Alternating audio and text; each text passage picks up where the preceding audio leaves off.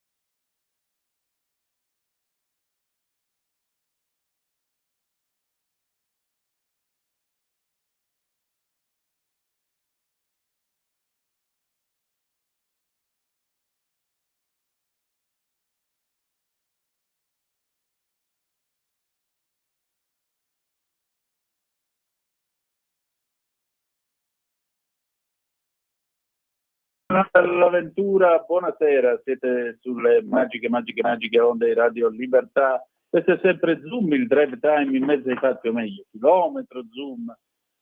Agricoltura, pesca e ambiente, siamo alla puntata numero 989 di oggi, venerdì 2 maggio dell'anno del Signore 2025. Vi ricordo le nostre coordinate: 0292947222 per le vostre telefonate, oppure, se preferite, abbiamo anche 340-670-9659 per le vostre staff o WhatsApp. Lorenzo, sei qui? Sì, ci sono, ma lo chiamavano bulldozer e a me mi è scappata la lacrimuccia, Era il 1978, quindi io e te non eravamo ancora nati, ma ce lo siamo goduto, Bud Spencer, diciamo. Qua non era nella coppiata con Terence Hill, ma tanta roba, anche la musica, devo dire. Cioè, sono quelle musiche che quando le senti ce l'hai ormai nel DNA, ce l'hai nel cuore, perché le ascoltavi guardando quel film alla televisione che aspettavi. Ora non si aspetta più. Noi aspettavamo, stasera lo chiamavano bulldozer, o l'avevi registrato sul VHS, oppure lo guardavi perché se mai ti ricapitava fra un anno, fra 6 mesi, fra 7 mesi, quindi veramente un'emozione risentirla. Fra parentesi, stavo leggendo una cosa su questo film che è molto particolare e secondo me ti interessa anche a te, perché praticamente tu, che sei un cultore della storia, diciamo, italiana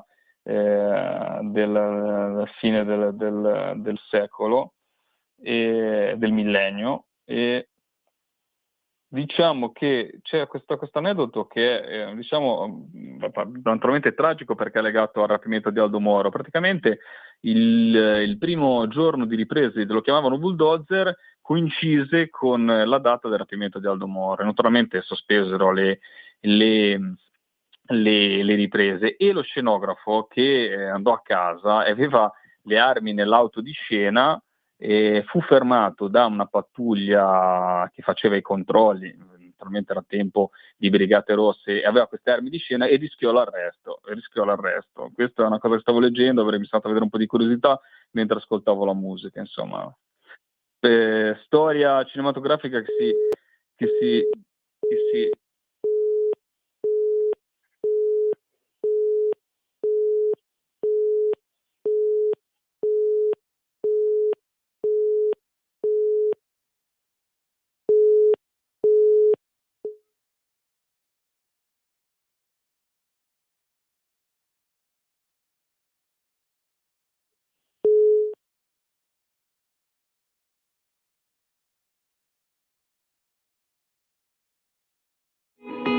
In quanti ti promettono trasparenza, ma alla fine ti ritrovi sempre con la bocca chiusa e non puoi dire quello che pensi? Radio Libertà non ha filtri né censure. Ascolta la gente e parla come la gente.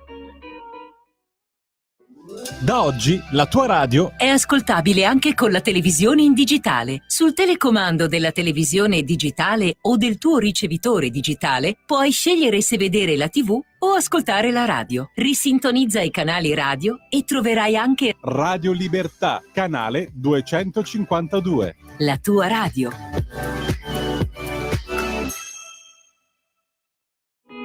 In quanti ti promettono trasparenza, ma alla fine ti ritrovi sempre con la bocca chiusa e non puoi dire quello che pensi. Radio Libertà non ha filtri né censure. Ascolta la gente e parla come la gente. Antonino, di nuovo a te la linea, ora richiamo subito Lorenzo. Sì, ora arriva, che dire di più. Allora, stavo dicendo, sì, Bulldozer è un film, in fondo, se volete, di rinascita, perché c'è questa figura di Bud Spencer che fa l'ex campione di football, il quale però a causa dei giri delle scommesse clandestine è stato oggetto di una violenza, gli hanno rotto le mani e di conseguenza non poteva più giocare a football. E però, insomma, in qualche modo, dopo aver fatto il pescatore e il giramondo, capita a Camp Derby, la base vicino Livorno degli americani, e quindi da qui nascono tutte le avventure che lo porteranno di nuovo sul campo a segnare questo benedetto punto contro la squadra. Ma che dei bella marini puntata, americani. ma che bella Ecco, puntata. ti Sembriamo un po' la squadra sgangherata lo chiamavano Bulldozer, che devono fare questo solo punto e non ce la fanno. Ce la faremo a fare questo Io solo sono punto Nando oggi? Paone di questi qui. Hai presente chi è Nando Paone? No. Il napoletano, quello magro, quello che si mangia la bottiglia invece del panino. Esatto. Ma detto questo, ma sì, proprio siete due gocce d'acqua. Ma ti volevo dire, ma dove sei arrivato? Dove siamo arrivati? No, ti stavo raccontando quell'aneddoto, Al insomma, legato 1978 al rapimento di Aldo Moro. Sì, perché praticamente poi cosa successe? Non so se i nostri ascoltatori hanno ascoltato, praticamente interrompendo le trasmissioni, lo scenografo andò via dal set di ripresa, almeno così letto velocemente su internet, e lo fermarono e rischiò quasi l'arresto perché aveva delle armi di scena nella macchina. Naturalmente erano tempi abbastanza tesi, con anche, diciamo, rapimento Moro proprio in quel giorno, e quindi rischiò l'arresto. Vabbè.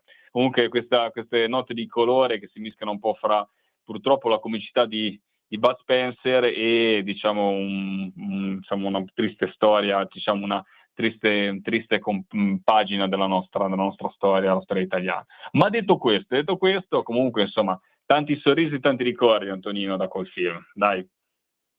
Sì, sicuramente, un grandissimo film che poi verrà replicato nell'82. Con queste storie improbabili, perché poi è bellissimo, perché poi, fra parentesi, sono andato a vedere, girato fra Livorno, Camp Derby Viareggio, quindi tutto toscano, diciamo, tutta Toscana. Sì, sì. E però Camp Darby, naturalmente, ricordiamo dove c'era stata, cioè, base militare, forse magazzino militare americano, soprattutto, proprio come prende nella storia con un magazzino, no? Lui deve prendere questo polverizzatore Thompson, non mi ricordo perché non funzionava più il polverizzatore. Thompson, sì. Sì, questa cosa qua, ma è una storia improbabilissima, è proprio una cosa, cioè, proprio sembra quasi un cartone animato per come è costruito, perché proprio diciamo una capone e coda a questo punto che devono fare con questi americani, però insomma dai, ci sta, da bambino te lo vedi, te lo godi, ma anche quando non sei più bambino, insomma, per noi è un film sacro. Sì, questo è poco ma sicuro, è un film sacro. E poi nell'82 appunto Bomber, che più o meno ricalca, come si dice, la trama di Bulldozer, e nel ricalcare la trama di Bulldozer aggiunge un altro elemento, diciamo così, di comicità, anzi due. Una è Geggia, personaggio leggendario, e l'altro è Jerry Calà, con questa sua di un buggy molto particolare, più veloce della luce, come fa? Insomma, libidine, doppia libidine coi fiocchi. Sono più affezionato, lo chiamavano Bulldozer. Bulldozer, per me Bomber è di seconda fascia rispetto a di prima fascia, lo chiamavano Bulldozer, devo dire la verità, però dai, ha un suo perché anche Bomber. Sono di 18:30 minuti primi e io vi saluto e mi eclisso perché devo ancora farmi un po' di strada per rientrare a casa. Vi ringrazio, oggi abbiamo parlato poco di agricoltura e pesca, ma la prossima puntata la faremo su agrofarmaci, ve lo prometto, e sulla mancanza di pesce in quel della Sicilia, nel canale di Sicilia soprattutto. Allora, Antonino, ti saluto, cara Zeva, ti saluto anche te, grazie perché oggi è stata una puntata impegnativa anche per te, mi sembra, molto messa a dura prova. Va bene, un saluto a tutti voi, al prossimo venerdì. Benissimo, allora pausa, poi torniamo con Pippo Franco, Chi Co del 1983 e poi riprendiamo la linea perché abbiamo qui Parlamento e il faccia a faccia con Anna Maria De Luca tra poco. Un nuovo modo per sostenere la tua radio. Visita radiolibertà.net. Ti basta un click e potrai versare il tuo contributo volontario direttamente online. Potrai donare con ogni tipo di carta di credito, anche prepagata. Ti aspettiamo online su radiolibertà.net. Sostieni la tua radio con il tuo contributo volontario. Radio Libertà. La tua radio. Diamo voce alla nostra gente.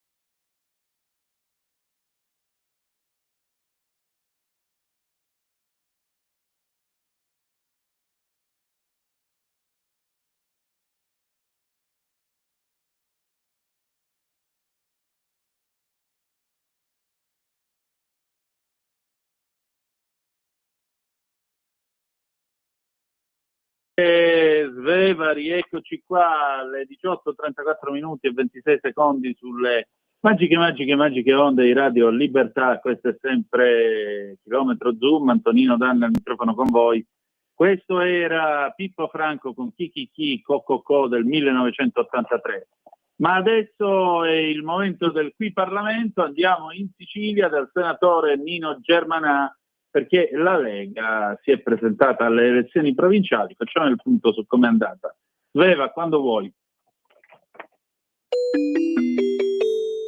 Qui Parlamento. Prontissimi. Io ho il piacere di parlare stasera col senatore Nino Germanà, che ringrazio del suo tempo. Senatore, allora, le provinciali in Sicilia, qual è lo scenario che si traccia davanti a noi? Beh, domenica scorsa abbiamo votato per queste elezioni provinciali di secondo grado, volute da una legge scellerata, legge Delrio, che toglie il diritto ai cittadini di esprimere la preferenza, e quindi elezioni di secondo grado significa, magari lo diciamo per chi ci ascolta che non conosce la legge, significa che si possono candidare soltanto amministratori, consiglieri e sindaci che possono essere votati dagli stessi amministratori. È comunque un test. La Lega ha sempre detto a gran voce, noi abbiamo sempre detto a gran voce che avremmo preferito l'elezione diretta, ma comunque dopo tanti anni di commissariamento in Sicilia e tanti anni di commissariamento hanno comportato un abbandono di tutte le nostre strade provinciali, che già diciamo non erano messe bene, e oggi sono anche abbandonate da tanto tempo. Le scuole oltretutto, perché come sappiamo le province hanno anche le competenze sulle scuole secondarie. Io a 28 anni sono stato assessore provinciale alla pubblica istruzione e all'edilizia scolastica della provincia regionale di Messina, quindi un ente intermedio alla provincia straordinariamente strategico, che si pone in mezzo tra il piccolo comune e la regione, ecco, per accorciare le distanze. Sentivamo la necessità di un ritorno alle province, abbiamo votato con questa legge. È stato un test e comunque l'abbiamo affrontato come tale e abbiamo avuto un grande successo. La Lega ha avuto un grande successo. Molto bene. Ecco, qualcuno potrebbe dire, vabbè, ma la Lega è il partito del Nord, come ha fatto a radicarsi in Sicilia? Ma questa è una bella domanda. Allora, intanto il partito del Nord un tempo, quella era la Lega di Bossi. Io da siciliano non avrei mai aderito a quella Lega, anche se l'ho sempre guardata, diciamo, con grande simpatia, non interesse perché non avrei mai aderito, ma con grande simpatia, perché noi siciliani abbiamo sempre desiderato diciamo un Bossi siciliano che potesse difendere la Sicilia come Bossi ha difeso il Nord. La Lega era nata per difendere, era un partito territoriale nato per difendere gli interessi soltanto di una parte del paese, con tanti bravi amministratori. Una volta che Salvini ha preso la guida di questo partito e alla guida di questo partito ha dato una svolta, un leader lungimirante, capisce bene che oggi è anche ministro delle infrastrutture, quindi infrastrutture sono le opere che uniscono l'Italia, che non ci può essere un'Italia a due velocità, capisce bene quindi che il Sud deve recuperare quel gap infrastrutturale che divide, che c'è tra il Sud e il Nord, che è profondo. Dicevo l'altro giorno, proprio parlando con voi, che non è un gap che è certamente accentuato dall'autonomia differenziata, che ancora non esiste. Anzi, è proprio quell'autonomia in cui noi speriamo che possa fare valere le nostre eccellenze, che sono tante. E quindi la Lega si sta strutturando. Bene, e cosa c'è di diverso da quando già la Lega, se non ricordo male, alle europee di 5 anni fa, non queste ultime, alle europee di 5 anni fa, la Lega prese in Sicilia un mare di voti, perché era il momento in cui c'era un consenso molto più, un voto d'opinione molto più alto, addirittura ci sono stati picchi del 40%. In Sicilia la Lega 5 anni fa prese un 20% alle elezioni europee, però quello era un voto soltanto di opinione. Oggi, dopo 6 anni, perché sono quasi 5 anni e mezzo e qualcosa, oggi dopo 5 anni e mezzo si va a votare con un sistema elettorale che vede protagonisti gli amministratori, quindi meno voto di opinione, più voto di struttura.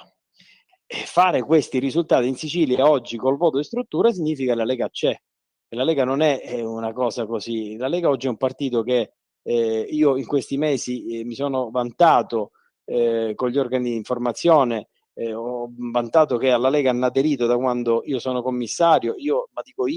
Quando dico io sono la sintesi di una squadra, non sono io sono un giocatore della mia squadra, ma la squadra fa bene quando ognuno gioca il suo ruolo. Noi abbiamo in Sicilia più di 400 amministratori che si sono tesserati, che oggi sono soci sostenitori e altri che sono anche soci militanti del nostro partito. Se non avessimo avuto questi amministratori, oggi non saremmo stati in condizioni neanche di presentare le liste. Ci siamo presentati con le liste in tutte le province, liste competitive, addirittura a Messina, che è la mia provincia, e a Trapani la Lega è stato primo partito del centrodestra, siamo anche davanti a Fratelli d'Italia e a Forza Italia, quindi Messina e Trapani benissimo, siamo primo partito del centrodestra, ma anche del centrosinistra. A Catania siamo andati benissimo, siamo quasi a Messina e Trapani quasi al 19%, a Catania siamo intorno al 17%, a Enna, a Caltanissetta intorno al 10%, Palermo quasi 10%, Benino in qualche altra, Caltanissetta siamo andati molto bene. Ecco, sto raccontando a voi, magari voi non conoscete bene le nostre realtà territoriali, però vi ho descritto un po' quello che è la Sicilia. Certo, senta, Bene. ma quali sono ora i temi, diciamo, più impegnativi sui quali è richiesta l'attenzione della Lega? Ma allora, questo è un momento straordinario per la Sicilia, perché lo vogliamo sfruttare tutto fino all'ultimo giorno dopo giorno fino all'ultimo giorno, perché avendo il governo regionale e il governo nazionale dello stesso colore politico, riusciamo a incidere bene sui nostri territori, motivo per cui aderiscono tanti amministratori. Quindi infrastrutture certamente, noi siamo bravi a fare il nostro lavoro di territorio, ma siamo anche bravi portatori di questo messaggio di Ministro del Fare di Matteo Salvini.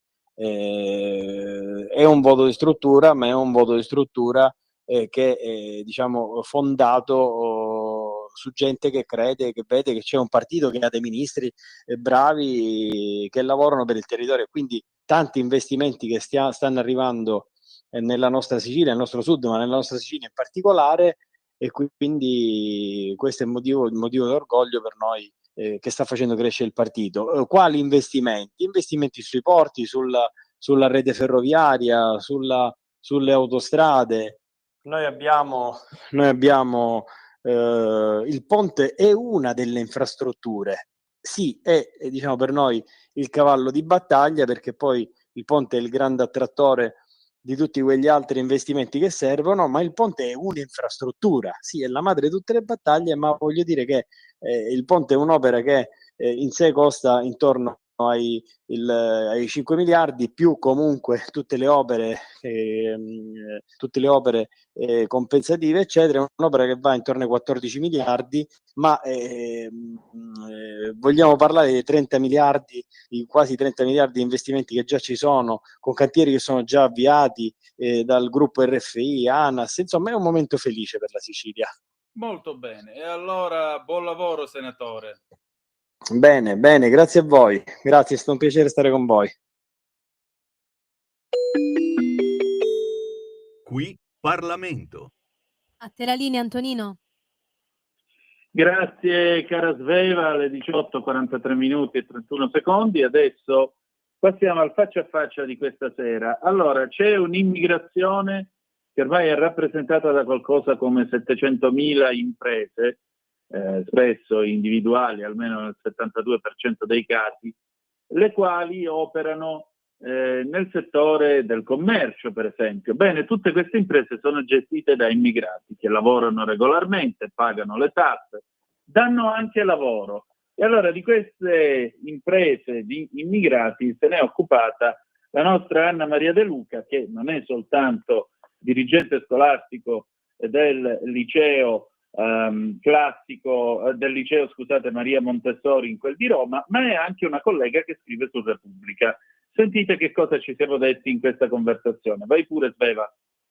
E allora questo venerdì eccezionalmente è con noi la nostra preside pittrice Anna Maria De Luca, che però questa sera non è nei panni di educatrice, panni più che dignitosi e soprattutto carichi di duro lavoro, perché lo sapete che è preside presso il liceo Montessori di Roma, ma la rubrica è al giovedì. Questa sera è in veste di collega, perché lei scrive su Repubblica e infatti mi ha molto colpito questo tuo pezzo, Anna.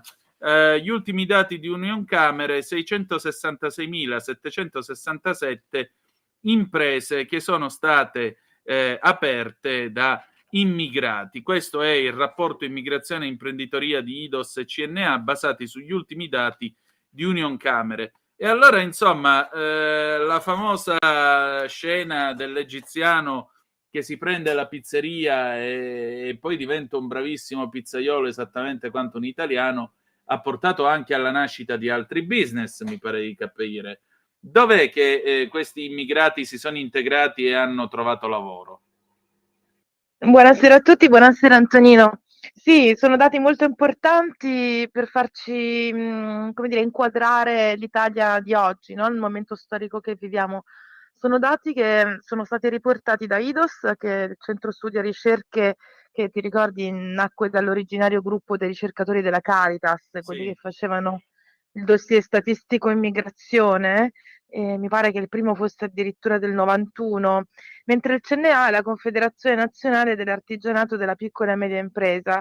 E quindi, cioè, detto da loro, appunto su dati Unioncamere, c'è proprio una certezza assoluta, c'è proprio il quadro oggi dell'Italia è questo, in sostanza l'11,3% del totale delle imprese che sono attive oggi nel paese sono fatte da immigrati. È una cosa che fa riflettere, no? Perché siccome si parla molto della disoccupazione, dei ragazzi che non trovano lavoro, allora mi chiedo, bene, un ragazzo italiano nato in Italia, che sta nel suo paese, parla la sua lingua, è difficile che, come dire, abbia quella vocazione di rischiare, nonostante ci siano tanti incentivi del governo, eccetera. Io sento più lamentele che non dire, che promozione di se stesso, che autoimprenditorialità. Invece questi che arrivano dall'estero, parlano un'altra lingua, hanno un'altra cultura, a quanto pare più facilmente di noi mettono in piedi queste aziende che sono sicuramente piccoline, ma che funzionano. Certo. E quindi una riflessione su questo, tu cosa ne pensi? Ma io ne penso una cosa molto semplice, che se vieni in questo paese e decidi di lavorare onestamente, integrarti, pagare le tasse è una cosa stupenda e sei il benvenuto, molto semplicemente. Quindi a me fa semplicemente piacere. Dall'altro lato si constata evidentemente che a tanti italiani buttarsi nella ristorazione, facevo l'esempio prima della pizzeria, ma immagino ci saranno anche i servizi alla persona, ci saranno tutta una serie di cose tipo l'idraulico, l'elettricista e così via, ecco, non interessa più. Difatti tu scrivi, per esempio, che sono 2 imprese immigrate su 3 settori chiave come il commercio, 273.504 imprese, e costruzioni 166.610. Il famoso se non studi ti manda al muratore non vale più, l'italiano non vuole più andare a fare il muratore e di conseguenza c'è qualcun altro che lo va a fare e impara un mestiere, perché attenzione, il lavoro è sempre dignità, qualunque esso sia, purché legale. Siccome sono tutti lavori legali, hanno tutti piena dignità, o mi sbaglio?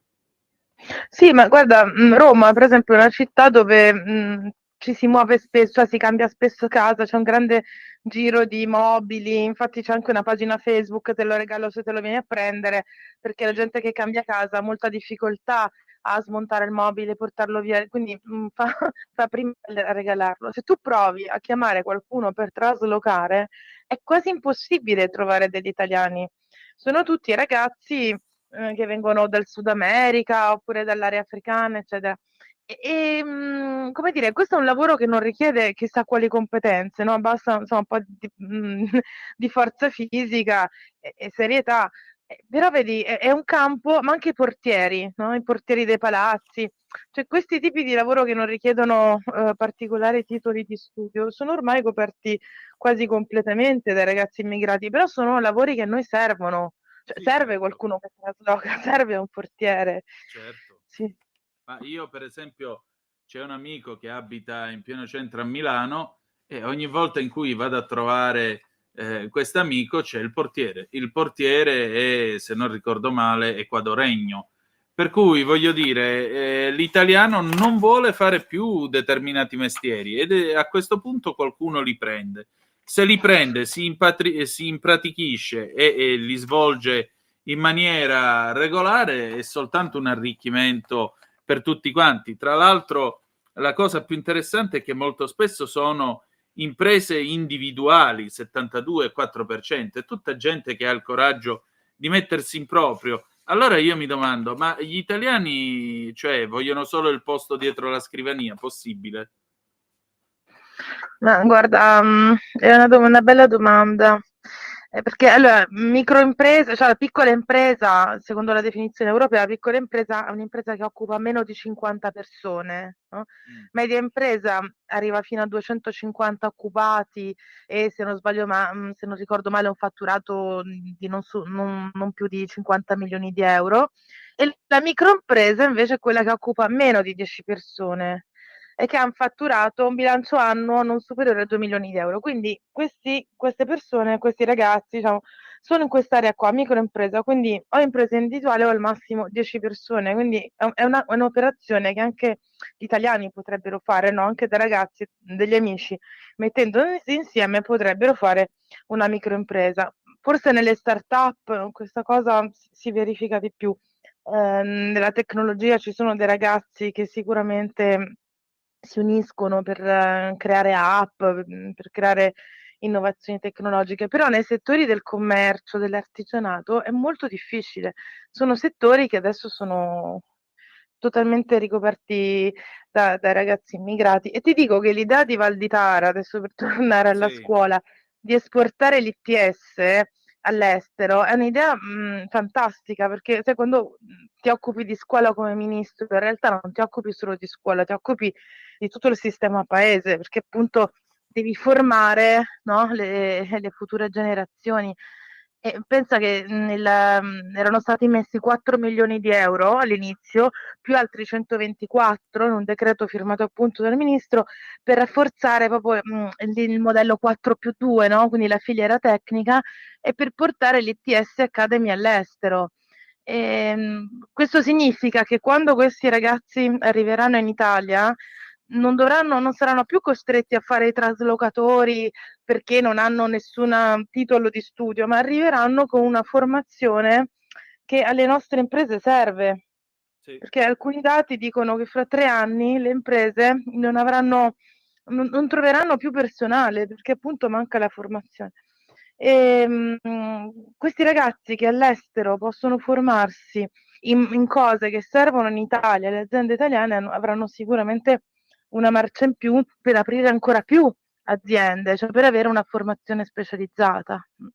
Poi considera che l'ITS ti apre proprio le porte all'Europa, cioè apre le porte dell'Europa per i paesi africani, per i paesi dove in questo momento stanno nascendo, no? Tutti i paesi del Nord Africa, dove il ministro è andato a fare accordi con i governatori, gli ambasciatori, perché ti dà l'Europass, cioè oltre al diploma normale c'è un diploma Europass, cioè spendibile anche all'estero. Europass, lo dice pure la parola, è il passaporto per l'Europa, quindi rende più semplice il riconoscimento del curriculum formativo all'estero. Quindi se tu sei, che ne so, in Algeria e ti diplomi in un ITS italiano, tu puoi lavorare in tutta Europa. Certo. Ma guarda, con questo mi offri, diciamo così, là per parlare di una cosa che è successa l'anno scorso in Ghana. Il Presidente della Repubblica è andato a visitare questa sede ad Accra dell'Academy realizzata dalla Confindustria Alto Adriatico. Cioè l'idea di fondo qual è stata? L'idea del Presidente di Confindustria Alto Adriatico che si chiama Michelangelo Agrusti.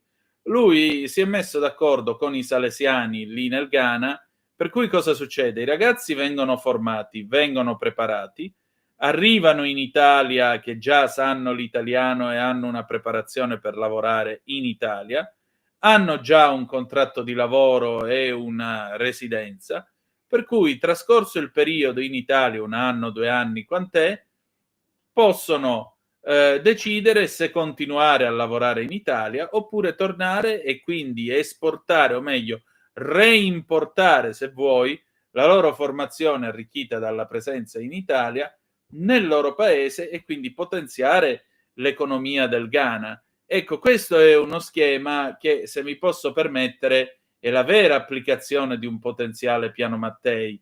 Cioè, qui devono viaggiare le persone che si devono formare, non tanto gli investimenti a pioggia, perché gli investimenti a pioggia non portano da nessuna parte. Cioè, tutte queste persone che qua in Italia, bene o male, si sono costruiti una professionalità, io li vedo anche come, passami il termine, cavalli di ritorno, che un domani nel loro paese possono creare qualcosa di nuovo. 14 anni Esatto. fa, dimmi. No, in questa è la soluzione, cioè non è accogliere gli immigrati in modo indiscriminato per farli fare la fame in mezzo alla strada, ma accoglierli per aiutarli poi a ritornare nel proprio paese, a sviluppare il proprio paese. Un po' come hanno fatto anche molte persone del sud che sono andate al nord e poi sono rientrate, no? Esatto. Quindi è un percorso di costruzione collettiva, cioè tu vai fuori e poi riporti a casa il know-how, le competenze per migliorare il tuo territorio. Se cresce un territorio, cresce tutto il mondo, no? La crescita di uno è un po' la crescita di tutti. E l'ITS, ma anche in Italia, il 90% delle persone che escono da un ITS trova subito lavoro. Cioè, senza andare dall'università, poi il resto prosegue gli studi con le università e con i master, ma il 90% trova subito lavoro, che è un dato pazzesco. E parlo anche degli italiani, no? Quindi molti, che cosa fai da grande? Vai all'università, sì, quanti universitari disoccupati ci sono? Tantissimi. Cioè, persone che escono dagli ITS e sono disoccupate, cioè, sono praticamente inesistenti o comunque pochissime. E quindi cioè, sia per gli italiani che per i ragazzi che si formano all'estero, nel proprio paese, per poi venire in Italia è una grande ricchezza, anche perché, guarda, magari ci fosse stato all'epoca nostra, probabilmente l'avrei fatto pure io, invece di sbattermi tanti anni di università, no, il diploma dell'ITS corrisponde al 5° livello del quadro europeo delle qualifiche, no?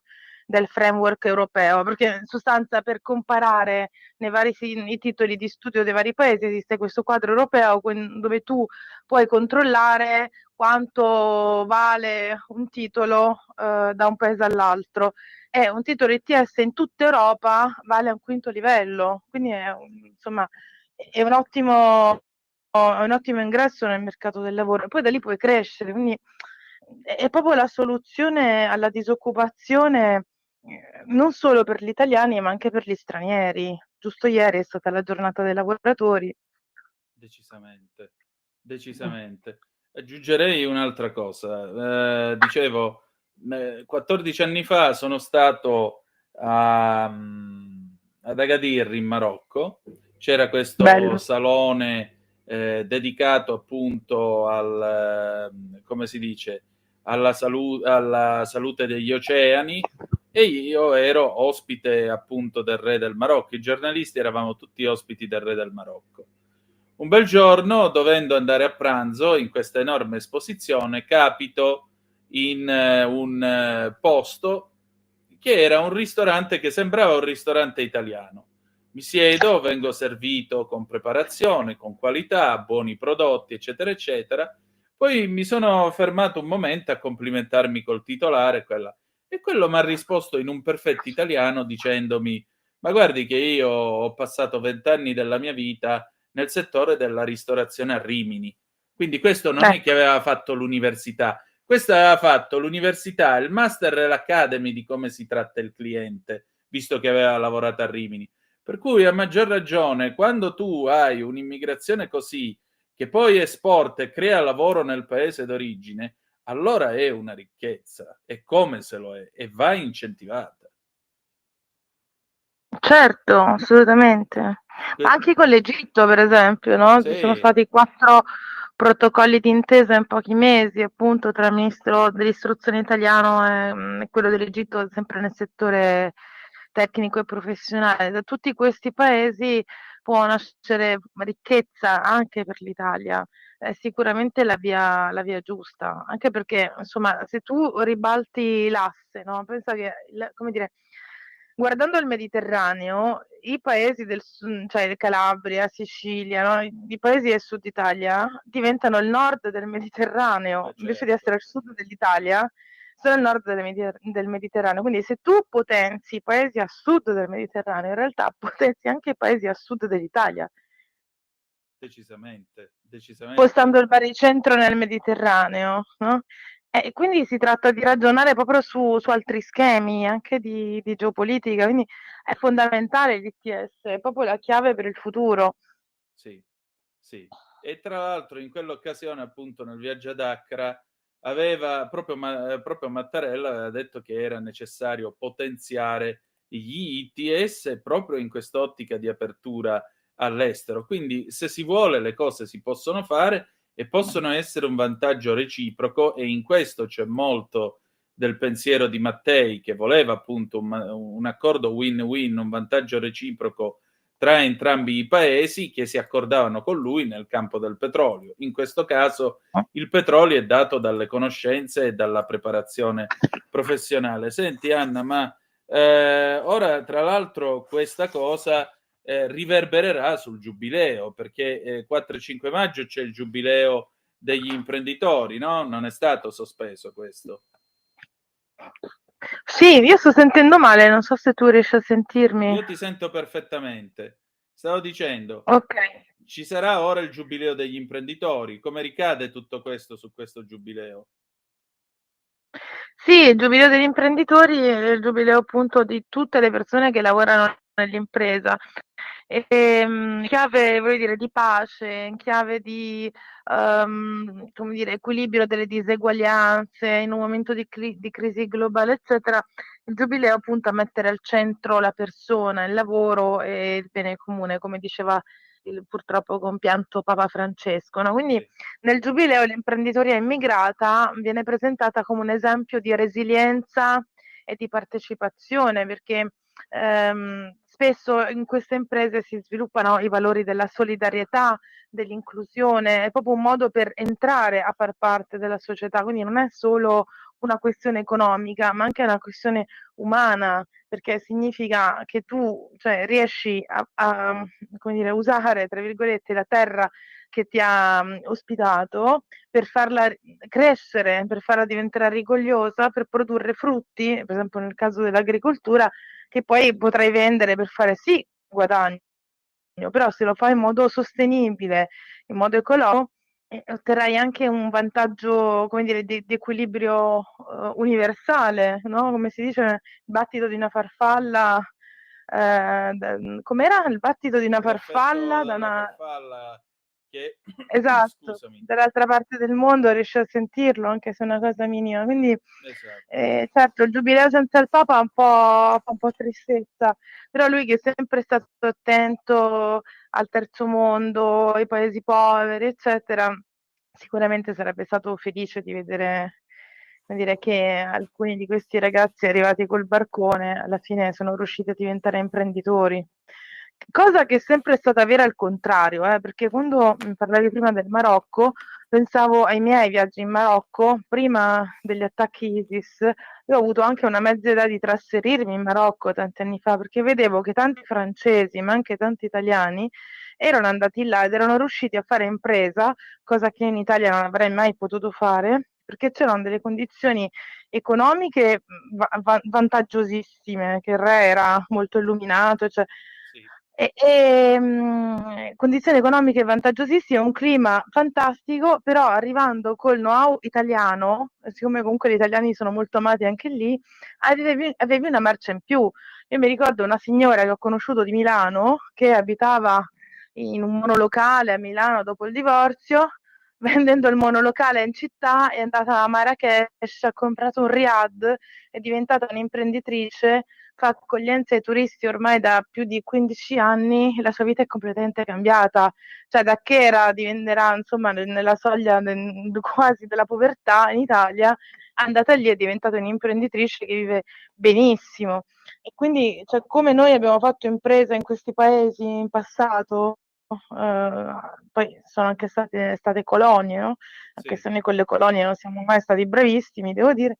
A questo punto è anche, come dire, anche normale che chi venga da fuori possa aiutare l'Italia, anche perché non nasce nessuno, quindi se non arrivano persone da fuori e fanno bambini e producono manodopera e producono reddito e pagano le tasse e le nostre pensioni, cioè chi le pagherà? Egoisticamente, no? Ti dico che arrivino queste persone da fuori a fare impresa, io sono contenta perché l'Italia veramente sta crollando demograficamente. Decisamente. Senti Anna, io devo chiudere, però a maggior ragione ti chiedo con la domanda del bravo intervistatore, che cosa farai domani?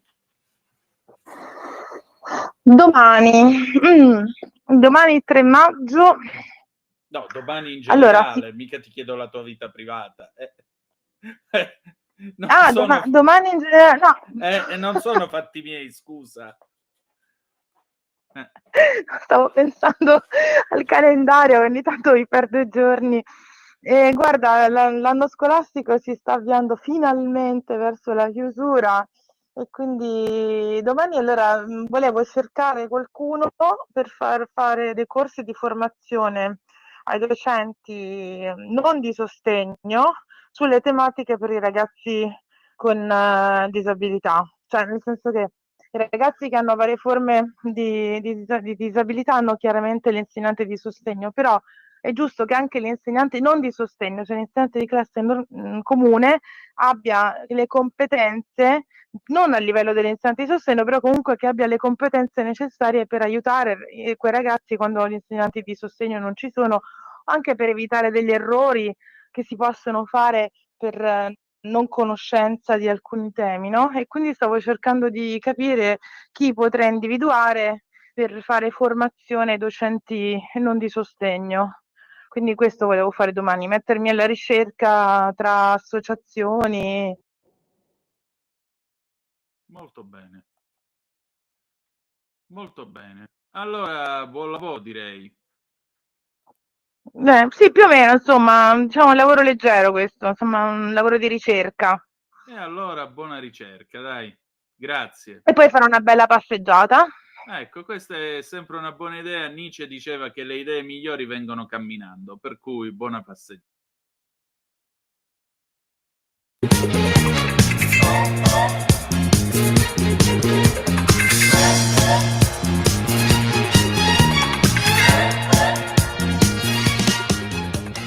It was night and suddenly I felt like dancing. I took a cab to show me to the disco scene. He said, okay, you wanna see those crazy people hustling at the door to get into Studio 54.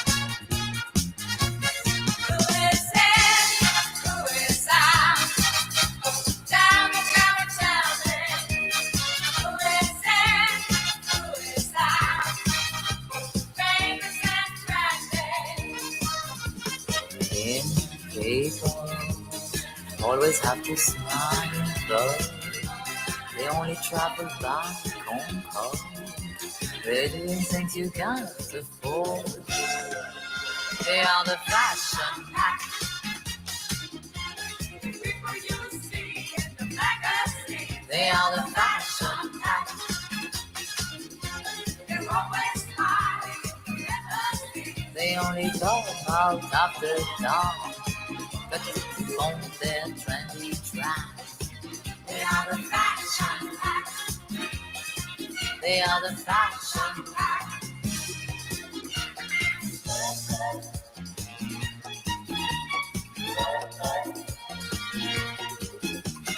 I was there and everybody was revolting. The fashion queens, the models and the movie stars. Andy's nothing, Margot dancing with Scavullo. Guys are dancing on the floor and Bianca walking through the door.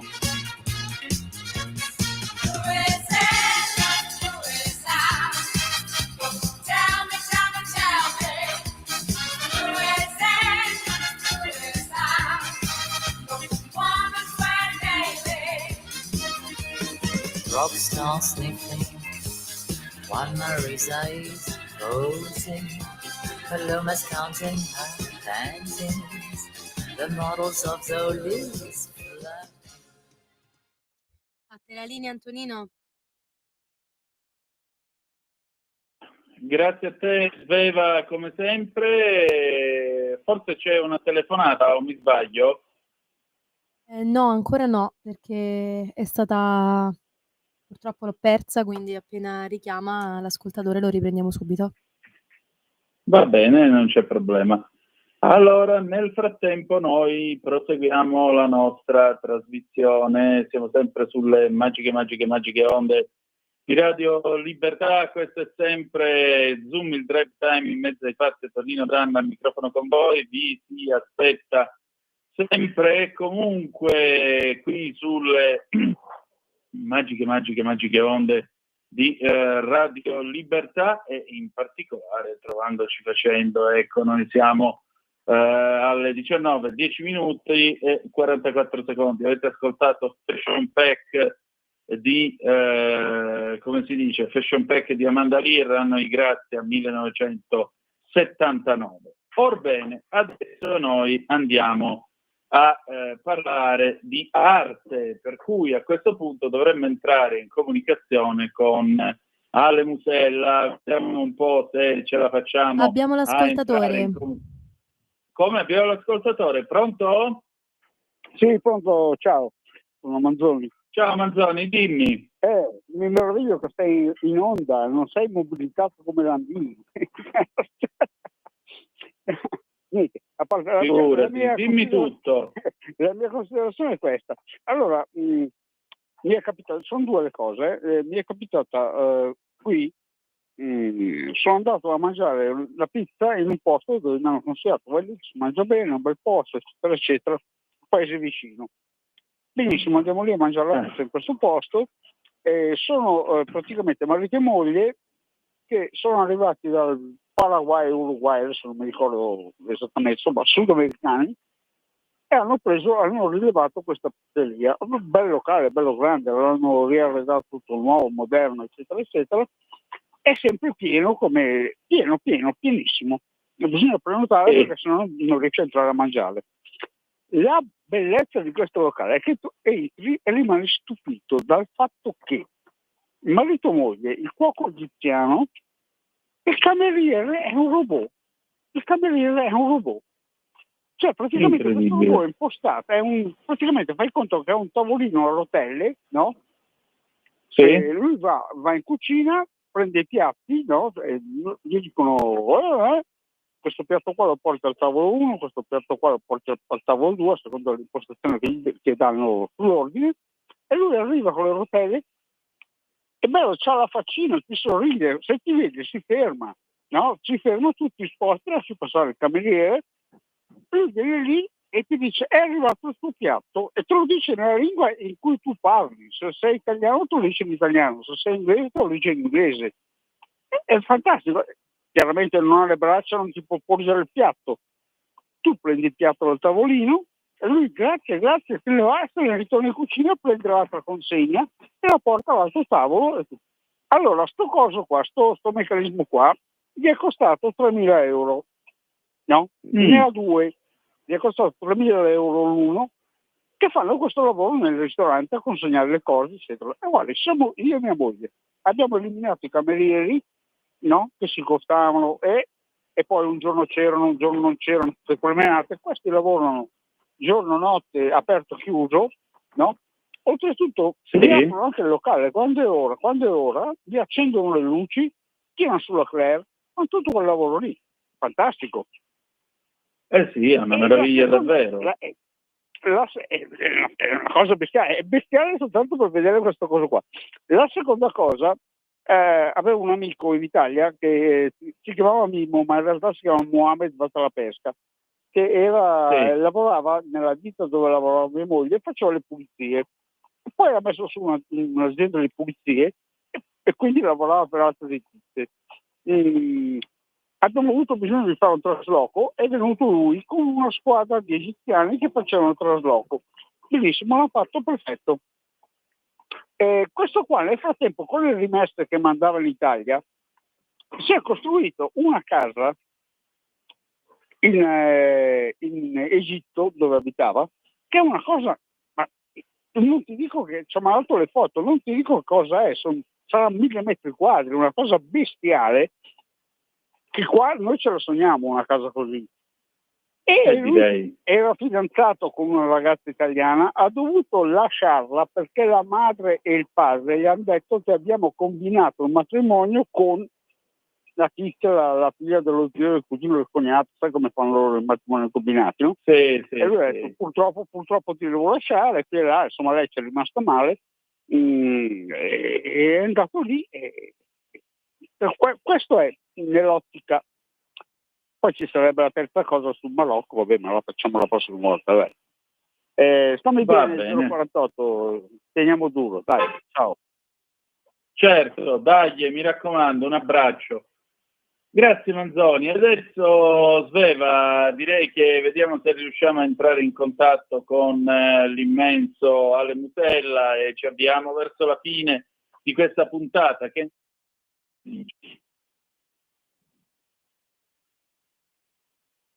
Vediamo un po'. Vediamo se ce la facciamo. Tutto tace.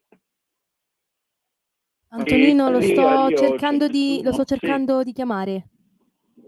Ah, ok, benissimo, perfetto. Allora io intanto do l'agenzia, a quest'ora della sera, alle 19:16. Il principe Harry, intervista alla BBC, voglio riconciliarmi con la famiglia reale. Fermi tutti, che ci sta venendo veramente da piangere. Si è definito sconvolto che ieri durante le visite di tutto l'ordine di evacuazione per Antonino, scusami se ti interrompo. Ti sento molto metallico, però abbiamo Musella in linea, è in attesa. Benissimo, ci sei? Sì, ci sono. Benissimo, e questa è la cosa più importante. E allora, ladies and gentlemen, mio caro, questa rivalutazione dell'arte moderna? Allora, buonasera a tutti. Allora, rivalutazione e conoscenza dell'arte moderna, perché come ti avevo accennato, qua in galleria ho alcune cose di arte moderna, noi trattiamo, e io sono più esperto sull'arte contemporanea, ovviamente mi piace da morire l'arte moderna, intanto diamo una collocazione. Per codifica, come avevo già accennato nel mini video che avevo postato, l'arte moderna finisce nel 1970, poi dopo si parla di contemporaneo. In poche parole, quando la tecnologia ha iniziato a mettere piede nel mondo dell'arte, prima lentamente per poi dopo prendere un po' il sopravvento in questi ultimi anni. E infatti proprio da qua parto, dal fatto che come mai in questi ultimi anni c'è stato un'incetta di artisti o presunti tali e anche un'incetta di galleristi e presunti tali. Perché? Perché comunque sembra tutto facile, la gente non prende consapevolezza e coscienza di quella che è stata l'arte precedentemente e pensa di inventare qualcosa. Quando si parla di inventare qualcosa, non è un caso che esista il neorealismo, il neofigurativo, il neopop, tutto neo. Neo perché è già stato fatto. Ricordo, l'avevo già ricordato quando parlavamo di Rotella, che Rotella nel 1952, tornando da New York, decise di smettere di dipingere, di creare, perché secondo lui era già stato fatto tutto. Parliamo del 52, ok? Dopodiché sappiamo che il decollage venne poi creato da lui insieme in contemporanea con alcuni artisti in Francia, però questo per farvi capire che, scusatemi, sì. Prego.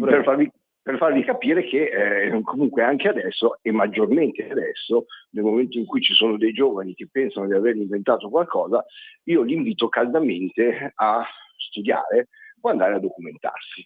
Perché anche questo, una volta la gente usciva dall'accademia, l'accademia, ho sempre detto, fa uscire degli ottimi esecutori, non per forza degli artisti, però in accademia si studia anche storia dell'arte, ok? Per cui la storia dell'arte è fondamentale, per cui soprattutto anche l'arte moderna, cioè tutto il Novecento, per prendere spunti, per capire determinate cose, per magari lo stesso Picasso diceva, se una cosa ti piace non imitarla, copiala. Non è un problema, basta che poi ci metti il tuo, però devi averne coscienza. Non puoi fingere di aver inventato qualcosa o magari pensi di averla inventata e c'era già. Poi la cosa ancora peggiore, e io questo lo dico spesso, è che non riescono a distinguere creativo da creatore. Kunz è un creativo, però segue tutti i processi della produzione, per cui ha un team che lui dice cosa deve fare, però ha le idee ben chiare anche sulla scelta della resina, su come deve essere lavorata e quant'altro. Catalan è un concettuale, anche lui è un creativo, ma non è un creatore. Cioè, ma se a Catalan gli metti davanti una penna o gli dici plasmami qualcosa, non è capace. E però va bene. Quando invece arrivano i giovani, pensando di fare i furbi, che hanno un'assoluta mancanza di conoscenza poi giovani anche cinquantenni, hanno un'assoluta mancanza del moderno, cioè dell'arte moderna, arrivano spesso no, per fortuna, arrivano alcuni con dei disegni o delle fotografie prese dal web che non hanno fatto altro che analizzare, portarle da un stampatore 3D, farsi realizzare il modellino, per cui neanche l'hanno disegnato loro, neanche se sono messi lì a cera aperta a lavorarlo, e poi magari l'hanno dipinto in chiave street, in chiave pop, anche qua. Pop e street, andiamo negli anni 50 e negli anni 70, per cui non avete inventato anche in questo caso nulla.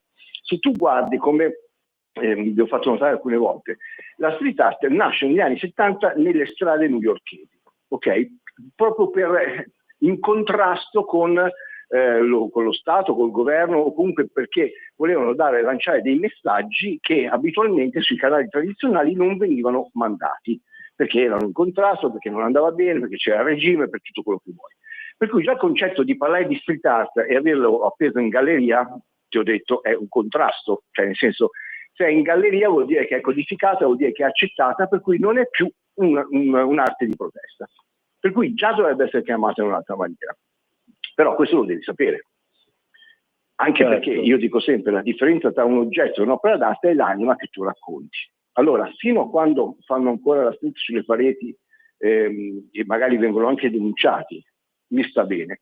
Quando io vedo una ripetitività dello stesso sistema, alcuni stencil, senza anima dietro, tanto è vero che ti puoi mettere uno a fianco all'altro e non riconosci l'autore, quello è un problema. Perché tu stai facendo decorazione. Perché non hai neanche dato l'anima o una spiegazione o una motivazione a quello che stai facendo. Bansky, che più di una volta ho criticato perché è nato in una maniera e adesso è andato in maniera più opposta possibile, perché andava lui come protesta per sensibilizzare, poi dopo quando vai a essere venduto a 11 milioni per un'opera hai già perso la tua credibilità per quanto riguarda uno che vuole denunciare determinate situazioni. Però quantomeno ogni suo murales voleva significare o voleva dare un significato a qualcosa. Qui invece quando parliamo di street art adesso parliamo di mera decorazione, non per tutti, per cui diventano designer. Non sanno neanche la differenza tra designer e artista, alcune persone. Per cui quando ci si fregia del termine artista, bisogna capire che cosa vuol dire artista. Io poi sono il primo a dire: volete dipingere a casa vostra perché vi sentite bene, perché vi fa bene all'anima, fatelo. anche lì potete definirvi artisti. Però quando volete entrare nel mercato dell'arte, quando volete essere collezionati, quando volete dialogare con chi ama l'arte e la vuole collezionare, dovete avere contenuto, dovete avere anima, dovete avere qualcosa da dire. Se no siete dei disegnatori. Esatto. Esattamente. Senti, ma come facciamo a evitare la solita, passami la battuta, risciacquatura di piatti? Allora, intanto io quando ho la possibilità di dialogare con degli artisti, perché io mi definisco anche uno sviluppatore. Lo sviluppatore è quello che dialoga, dà dei suggerimenti senza cambiare la creatività dell'artista, però ragionandoci insieme, per cui lo affianchi e si cresce assieme. Oppure magari dai solo un consiglio, perché non vuol dire per forza fare un percorso assieme. E questo è uno. Però per evitare questo io invito tu puoi non aver fatto l'accademia, puoi non aver studiato la storia dell'arte, però oggi, come quando schiacci un pulsantino per realizzare con l'intelligenza artificiale un'opera d'arte, che per me opera d'arte non è, puoi usare lo stesso ditino per andare a vederti un sacco di video di YouTube, perché la gente lo usa solo per le cazzate, spesso e volentieri, mentre invece ci sono dei video che partono anche dagli anni 50 che sono stati rieditati, dove poi non hai voglia di leggere, ascolta. Stai facendo qualcosa, ascolta. E senti Rotella, e senti Picasso, e senti Dalì, e senti Ligabue, e allora magari, anche se non hai voglia di prendere un libro, ascoltando ti rendi conto di che cosa vuoi andare a fare, prendi spunto e ti fai una tua cultura che non per forza deve essere fatta all'università. Però, invece che continuare a proporsi senza sapere, conosci. Conoscendo potrai sicuramente crescere e potrai avere voglia di sperimentare. Altrimenti rimani fisso. Ci sono un sacco di artisti definiti tali che dureranno come da Natale a Santo Stefano, il che non vuol dire 3 mesi, non vuol dire un giorno. Ma nel mondo dell'arte, anche se duri 5 anni e poi non ti considera più nessuno, è da Natale a Santo Stefano, perché chi ti ha comprato perché gli piaci, ti terrà a casa e va bene, perché la cosa principale è che una cosa ti piaccia. Se tu la vuoi fare un investimento di milioni, puoi anche prenderlo e metterlo in un cavò. Ma se nell'arte contemporanea compri una roba, ti deve piacere. Al massimo si può rompere le balle il fatto che l'hai comprato a 10 e adesso vale 3. Però se ti piace, almeno sei contento di averlo in casa. Ok? E questo è fondamentale.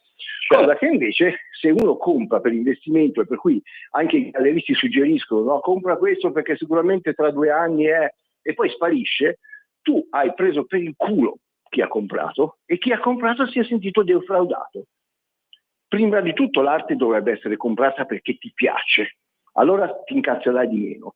Ma quando lo fai per investimento devi essere sicuro di quello che compri, devi avere un dialogo con chi hai davanti, perché ti debba dire le cose come stanno, non quello che ti vuoi sentire dire, o ancora peggio non quello che ti vuole far credere per venderlo e poi magari dopo 5 anni torni e gli dici guarda lo vorrei rivendere l'opera, casualmente te l'ha venduta a 30 e non te la prende neanche a 10. Capito? Questo è quello che allontana dal mondo dell'arte. Per quanto riguarda invece proprio l'artista, come vi ho detto, documentatevi. Oggi il web, comunque la tecnologia vi può aiutare. Mettetevi gli auricolari alle orecchie, andate a correre, fate sport, ascoltate. Poi l'arte va anche vista, ma va anche ascoltata. Daverio, che purtroppo non c'è più, ha lasciato migliaia di video interessantissimi. Andate ad ascoltarli. Poi tra l'altro lui era anche molto sistematico, per cui non dovete ascoltarlo per ore. Potete anche ascoltarlo 5 minuti al giorno. Vi fa bene, ma fatelo.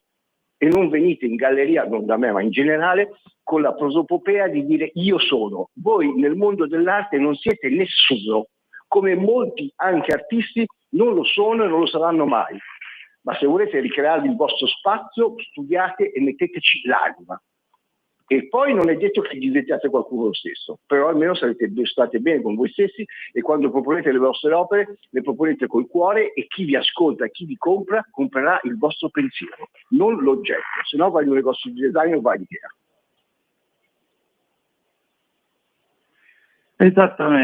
Esattamente. Senti, ma ora che cosa si fa di bello in galleria da te per ora? Allora, il 10, che è un sabato prossimo, inaugureremo a Lucca, città che adoro, perché è una città d'arte per antonomasia, dove anche gli stranieri non sono turisti ma sono stanziali. Gente che proprio ama l'arte, lo recepisce, la percepisce. Lucca è molto feudale, come questo punto di vista, molto medievale anche, per cui molto bella.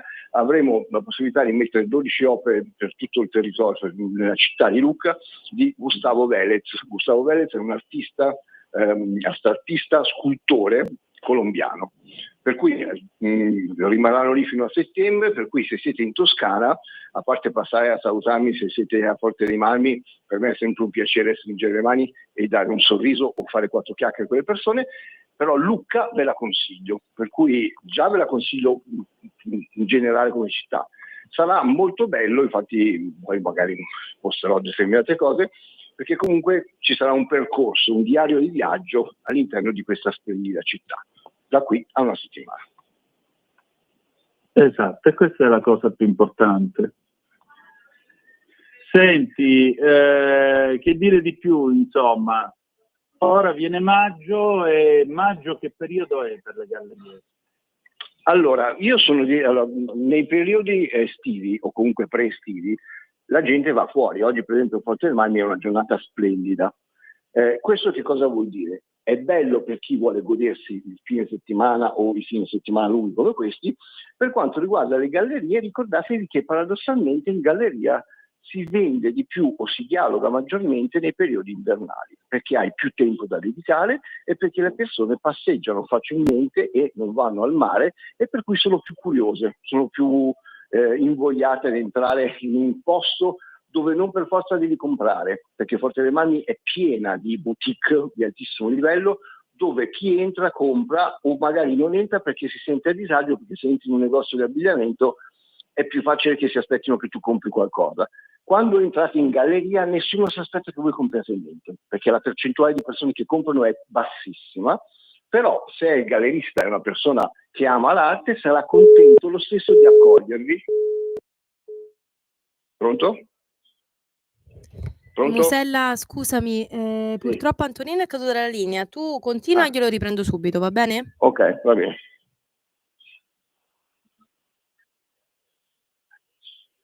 Vai tranquillo, continua il tuo discorso. Scusami.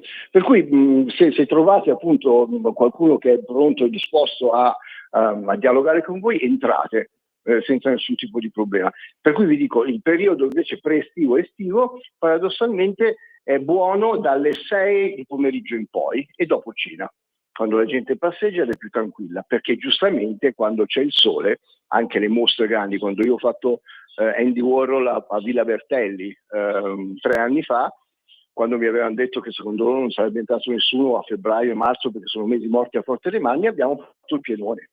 Mentre invece c'è stato meno adesione a aprile e maggio, perché c'era il sole e la gente giustamente preferiva andare in spiaggia piuttosto che andare a vedere una mostra. Ci sono sempre? Sì, benissimo.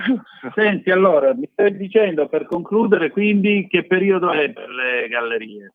Allora, come dicevo prima, che tu forse non l'hai sentito, allora paradossalmente i giorni invernali e autunnali sono migliori proprio perché le persone sono più invogliate ad andare in giro ed entrare nei posti, soprattutto in una galleria dove se tu li accogli col sorriso, vedono, entrano e non si sentono obbligati a comprare o non si devono sentire a disagio, perché la galleria è anche un museo, è anche un luogo dove si racconta e si spiega l'arte, non per forza aspettandosi sempre che qualcuno debba comprarla. Molto bene. Allora, io ti ringrazio e ci ritroviamo presto, d'accordo? Ok, un bacione e un abbraccio a tutti. Grazie mille Antonino. Perfetto, allora pausa e poi ci sentiamo. Edoardo Vianello, viva tutti, e dopo Diritto e Rovescio con Pierluigi Magnaschi. Stai ascoltando Radio Libertà, la tua voce libera, senza filtri né censure, la tua radio. Nel continente nero, balabonzi bonzi bo, alle falde del Kilimangiaro, balabonzi bonzi bo, ci sta un popolo di negri che ha inventato tanti balli, più famoso è l'Alligalli, Alligalli, Alligalli. siamo i Vatusi, siamo i Vatusi, gli altissimi negri, ogni 3 passi, ogni 3 passi, facciamo 6 metri, noi siamo quelli che nell'equatore vediamo per primi la luce del sole, noi siamo i Vatusi, siamo i Vatusi, siamo i Vatusi, gli altissimi negri, quello più basso, quello più basso, è alto 2 metri, qui ci scambiamo l'amore profondo, dandoci i baci più alti del mondo, siamo i Vatusi. Alle giraffe guardiamo negli occhi, agli elefanti parliamo negli orecchi, se non credete venite qua giù, venite qua giù, siamo i Vatusi, siamo i Vatusi, gli altissimi negri, ogni 3 passi, ogni 3 passi, facciamo 6 metri, ogni cabana del nostro villaggio ha perlomeno 3 metri di raggio, siamo i Vatusi. Nel continente nero, alle falde del Kilimangiaro, esiste un popolo di negri che ha inventato tanti balli più famosi, l'alligalli, alligalli, alligalli.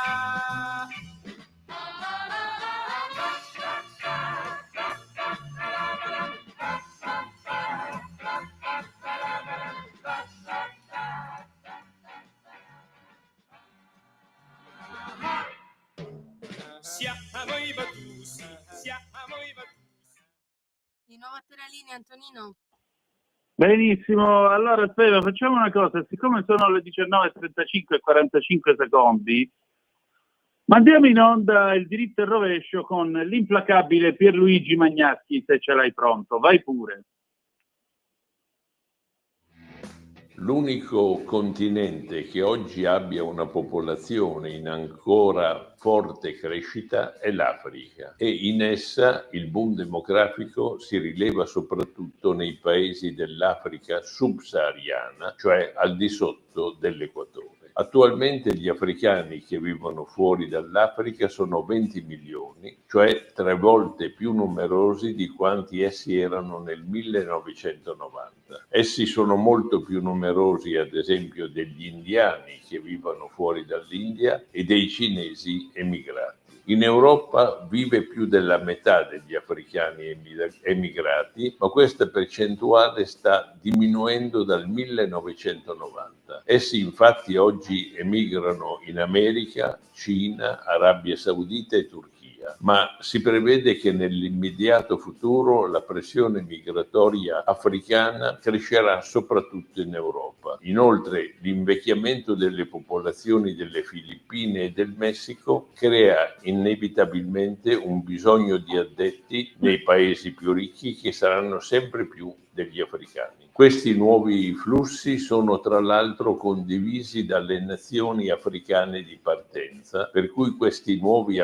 immigrati saranno sempre più contrattati fra i vari paesi. Cioè, in sostanza, arriveranno sempre meno barconi e sempre più aerei, o almeno c'è da augurarselo.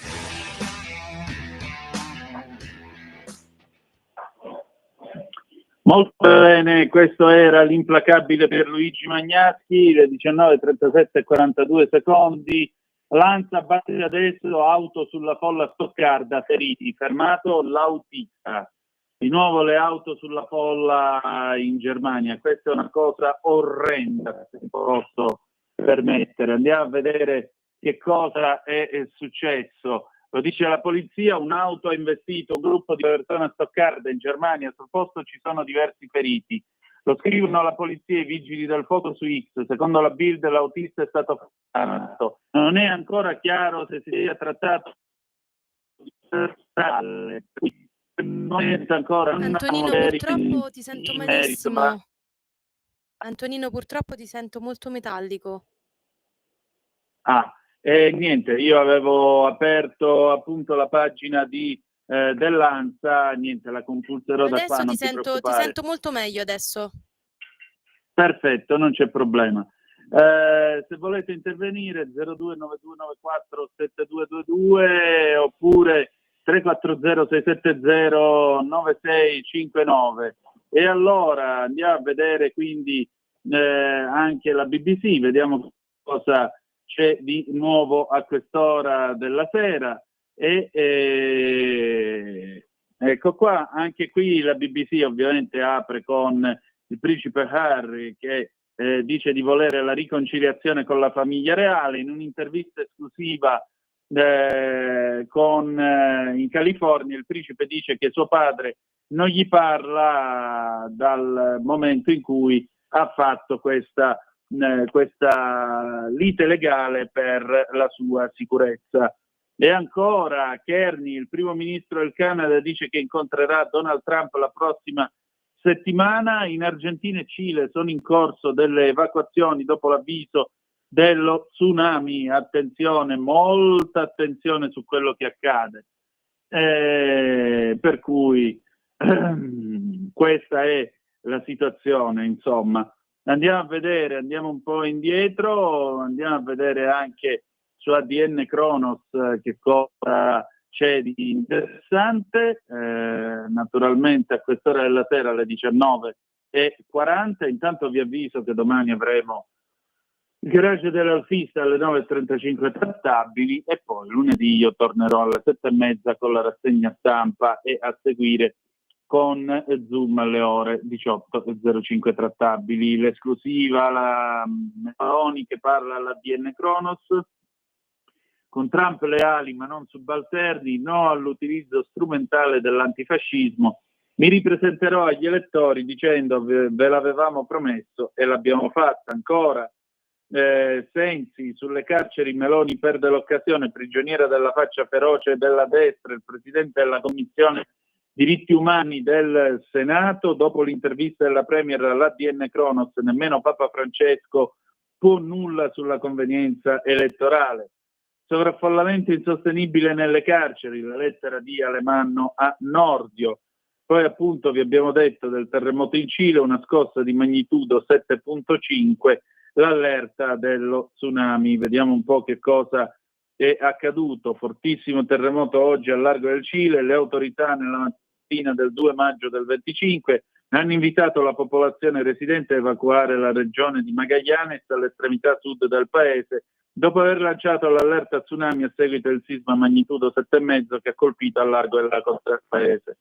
Chiediamo di evacuare la costa in tutta la regione di Magallanes, ha scritto il presidente Gabriel Boric su X, esortando gli abitanti a seguire le raccomandazioni delle autorità.